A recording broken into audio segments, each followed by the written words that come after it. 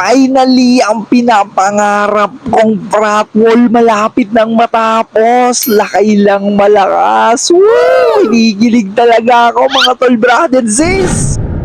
So yun na nga no mga tol brother sis. Ito na si Kumpotol Erson, dala-dala yung pintura niya. At sisimulan na nga ang gawin ng aking pinapangarap na pratwall. Bless ka muna kay Ninong Bunso.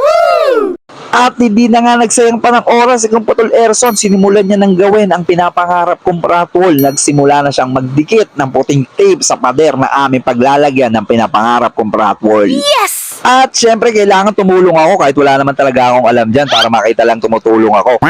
Napakabait talaga nitong Kumpotol Erson ko na to kasi sa kanya na yung pintura, sa kanya na yung labor, sa kanya na lahat. Diba libre lahat kay Kumpotol Erson, kaya love you Kumpotol. At yun na nga, nag-roller na itong si Kumpotol Erson. Kitang-kita nyo naman, di ba? Sanay na sanay sa ganitong trabaho. Napakalupit mo talaga, Kumpotol. At boom! Ayun na nga, nakagawa na kami ng isang box na paglalagyan ng aming pratwall. Quick dry yung ginamit niyang pintura dito, kaya napakabilis matuyo. Tignan nyo. O, di ba? Bilis-bilis. Saka kahit umuulan, hindi siya lolobo. Lagyan mo na ng seal sa gitna yan, Kumpotol.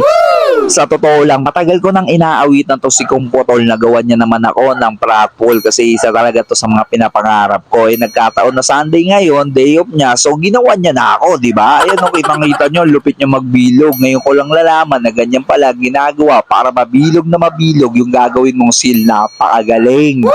Sige lang, Kumpotol, bilugin mo lang ng bilugin. Parang pambibilog mo sa mga babae mo. Charot! At makalipas ang ilang minuto ay ito na nga, kinukulayan na ng itim ni Kumpotol yung loob ng bilog na kanyang binilog kanina.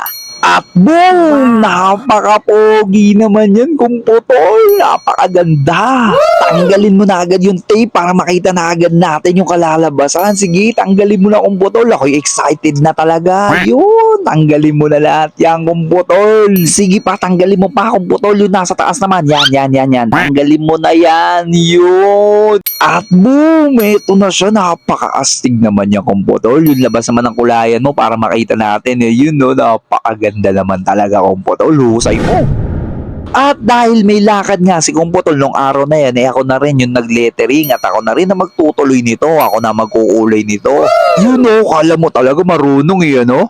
At least kahit papano, meron akong naiambag dito sa pinapangarap kong pratwall. Ayan o, lakay lang malakas. Hindi talaga ako marunong mag-lettering pero pwede na yan kasi akin namang pratwall yan. So kulayan natin yung labas ng lettering.